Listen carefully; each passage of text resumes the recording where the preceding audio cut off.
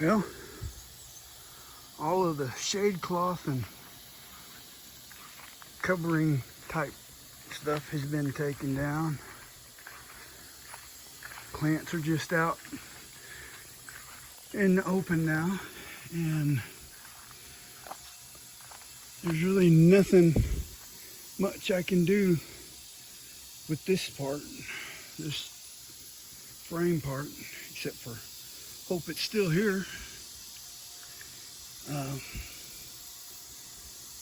It is what it is. We're expecting tropical storm winds, and they'll be coming roughly from that direction. So we got a little bit of blockage there, a little bit here, a little bit there, just depending on whether they're headed down or just straight across. And I don't know how all of this is going to hold up,